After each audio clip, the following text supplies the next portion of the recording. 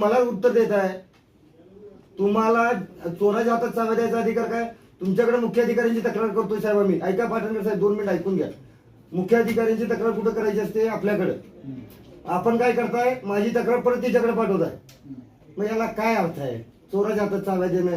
ज्याचं रेकॉर्ड राहते, ज्याच्याकडे रेकॉर्ड राहते काय उत्तर ऐका ना, उत्तर बघा की त्यांचं. ती उत्तर आम्ही तपासू ना. पण तुमच्या प्रश्नाला समर्पक असं उत्तर आहे की ज्याच्या ताब्यात रेकॉर्ड आहे त्याच्याकडनं रेकॉर्ड आम्ही मागणार आणि रेकॉर्ड तपासणार. त्यांच्याकडनं आलेले रेकॉर्ड जे आहे ते रेकॉर्ड आम्हाला जिल्हाधिकारी सरांच्या निदर्शनास आणून द्यायला लागतं. त्यामुळे आम्ही त्यांच्याकडे माहिती मागतो. आता तुम्हाला ऐका की sir, your right, your absolutely right, I agree with you. पण मला सांगा, जर असं होत असतंय, त्यांच्याकडे तुम्ही म्हणणं मागताय चोराच्या हातात चावी द्यायला, ते सरळ सांगा माझ्याकडे काय मी काय चोरी केलेलीच नाही. आता यांना माहिती आहे किती तर आरोपीला साहेब पकडतायत. कुठला आरोपी सांगतो का मी चोरी केल्या म्हणून? तुमची वर्दी दाखवल्यानंतरच ते सांगणार. मग आता ह्यांनी यांची वर्दी दाखवायला पाहिजे का नको? बरोबर. 2 शादीखाने बांधले तुम्ही. कुणाच्या पण जागेवर काय पण करायला. वक्फची बोर्डाची जागा एनओसी आहे. कधीची आले? थांबा, एनओसी आले कधीचे आहे? कधीची डेटची आहे ते सांगा तुम्हाला दाखवतो. सर मी काय विचारतो ऐकून घ्या. वक्फ बोर्डाची एनओसी किती तारखेची आहे? दाखवून देतो. हा सांगतो मी. मागच्या महिन्यातल्या 13 तारखेची एनओसी आहे. बांधकाम केलंय 2 वर्षापूर्वी. 2023चं बांधकाम आहे तुमच्याकडे आणि एनओसी घेताय 26ला. ही कुठल्या कायद्यात बसते सांगा मला?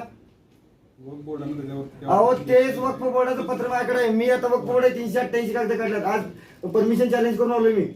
जर वक्फ बोर्डाला काय त्याच्यात हरकत असेल त्या विषयावरती वक्फ बोर्ड आपल्याला कळवेल. अहो सर, वक्फ बोर्ड कसं कळवेल? तांत्रिक मान्यता काय आहेत की नाही?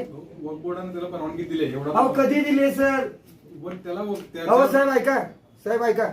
वक्फ बोर्डाने परवानगी मागच्या महिन्यात दिल्या आणि बांधकाम करून यांची 2.5 वर्ष झाली. त्यांना कशाला चर्चा? तुमची माझी चर्चा. मग त्यांना सांगायला पाहिजे. उद्या त्यांनी म्हणते ऐकत नव्हते, दंगा करायला ते. त्यांचा विषय ना.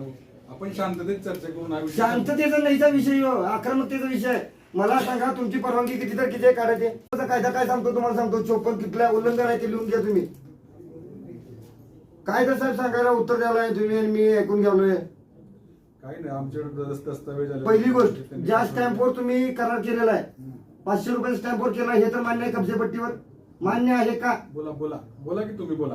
500 रुपये कब्जेपट्टी घेण्याचा किंवा देण्याचा अधिकार त्या ऍडव्होक कमिटीला नाही.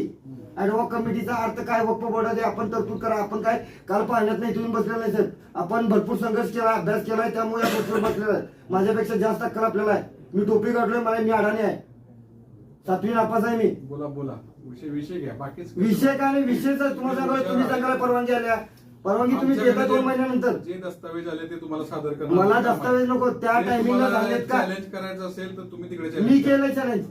तुम्ही इथं काय केलं सांगा मला? इकडे आम्ही ज्या परवानगी होत्या त्या परवानगी त्याला बोर्डाच्या परवानगीला कधी आल्या त्या? तुम्हाला कधी आम्हाला लिहून 4 वहीत लिहून द्या. वक्फ बोर्डाची परवानगी मागच्या महिन्यात आलेली आहे आणि आमचं बांधकाम पूर्ण झालंय म्हणून. सगळं तुम्हाला लेखी अहवालामध्ये आम्ही देणार आहे. आज तुमची चर्चा त्यासाठीच बोलवली. तुम्हाला जो काय असेल तो लेखी अहवाल डायरेक्टर सरांशी चर्चा करून मी तुम्हाला देणार आहे. सर मला एवढं, हे जे नगरपालिकेची सरकारी शाळा आहे त्या सरकारी शाळेवर तुम्ही खासगी अनुदान बांधून एक शिक्षण संस्था उभी करताय ज्याला 100% अनुदान आहे. कुठल्या कायद्यात? आमच्या सरकारी शाळा अजून डेव्हलप नाहीत. दुसऱ्यांना अनुदानित सरकारी जागेवर तुम्ही अनुदान डेव्हलप करून द्या. नगरपालिकेच्या मालकीच्या शाळेचं इमारतीचा वापर अनुदान संस्थांना देण्याची याचे पुरावे पाहिजेत का? आता देऊ काय केले म्हणतो तुम्ही? तुमचं काय? आमची शाळा उर्दू शाळा त्याच्या वर सैनिक बांधकाम करायला लागल्यात.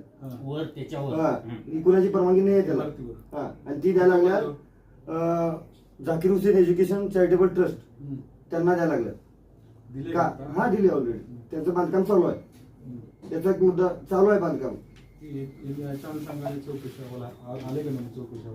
नाही आलं माझ्याकडे सगळी कागद आहेत त्यांची. शाळेच्या अनुषंगाने तो एक मुद्दा आहे साहेब. शाळेच्या अनुषंगाने त्यांचा जो आरोप आहे शाळेच्या अनुषंगाने तो एक मुद्दा आहे साहेब. शाळेच्या अनुषंगाने त्यांचा जो आरोप आहे ते घेतलं.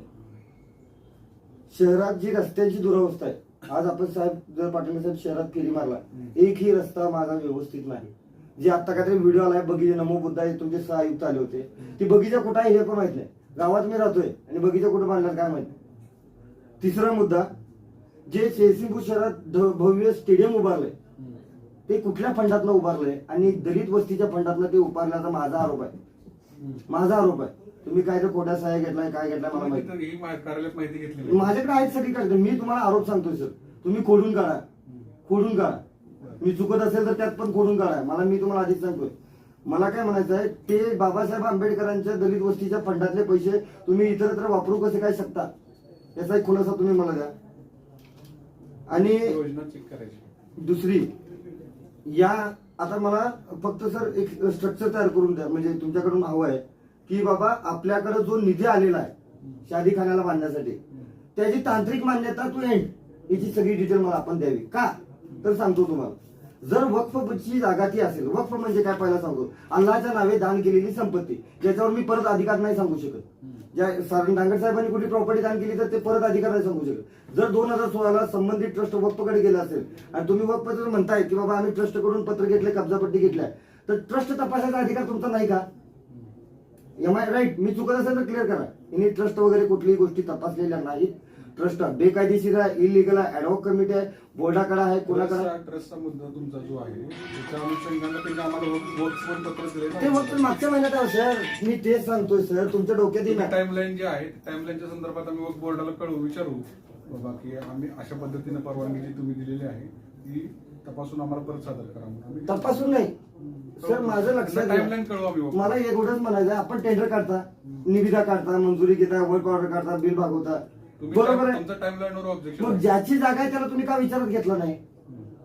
मला एकच म्हणायचं आहे, मी आता इथं तुमच्या कार्यालयात इथं घर बांधून राहू शकतो का? सगळे दस्तऐवज रेकॉर्ड जे आहेत ते कलेक्टर सरांच्या निदर्शनास आणून आम्ही दाखवणार आहे. जे आम्ही रेकॉर्ड मागवले होते कलेक्टर साहेब त्याच्यावर निर्णय घेतील.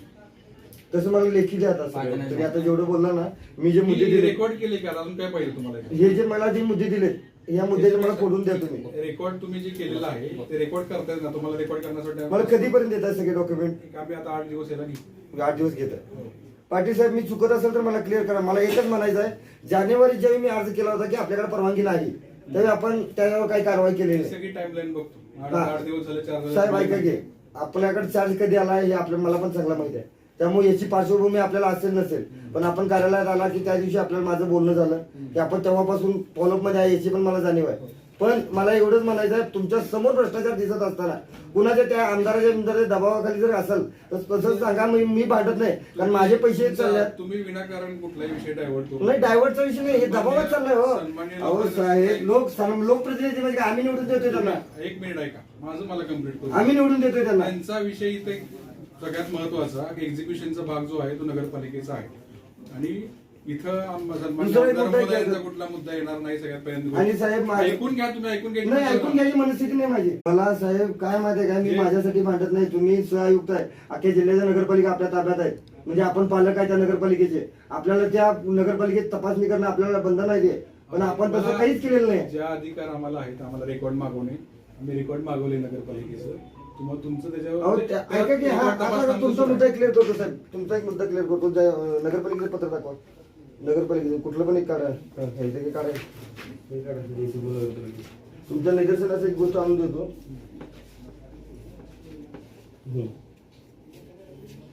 सर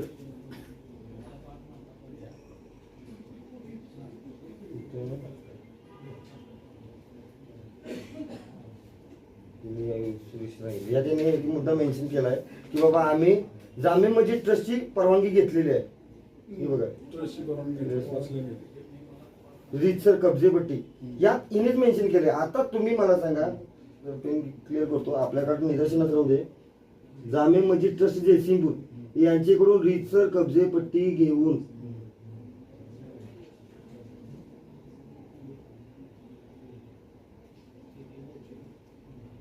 बरोबर, या त्यांनी काय मेन्शन केलंय, जामे मस्जिद ट्रस्टची आम्ही कब्जेपट्टी घेतली. पण जामे मस्जिद ट्रस्टची कब्जेपट्टी व्हॅलिड होत्या का नाही एवढं फक्त मला सांगा. आणि व्हॅलिड नसताना तुम्ही मान्यता कशी दिला? या सगळ्याच्या अनुषंगाने आम्ही तुम्हाला कलेक्टर सरांशी चर्चा करून. जर तुम्ही आता म्हणताय वक्फची परवानगी आहे, मग ही कशाला दिली आहे? दोन्ही परवानगी पण त्यांनी चालत नाही ना. ट्रस्टची पण आहे, ट्रस्टची चालतच नाही. तुम्ही थोडासा अभ्यास डीप मध्ये करा. कोर्टात तुम्हाला उभं राहायचं, त्यांना नाही. त्या अनुषंगाने आम्ही सगळे तपासणी करू. मी साहेब, मी तुम्हाला सांगतो, मी लय आक्रमक कार्यकर्ता आहे. मी तुम्हाला शुक्रवारपर्यंत अल्टिमेट देतो समजा, कारण मी मालक आहे, मी या देशाचा मालक आहे. आम्ही भारतीय नाही बोललो. संविधान कायदा मला एक नंबरचा आम्ही कायदा काय सांगतो, जनतेचे सेवक 1 ते 19 मी या देशाचा मालक आहे. त्यामुळे तुम्ही मला शुक्रवारपर्यंत माझ्या समर्पक उत्तर जर मला नाही मिळालं तर मी पोलिसांसमोर सांगतो सर, मी अत्यंत शेवटच्या टोकाला जाईन. धन्यवाद.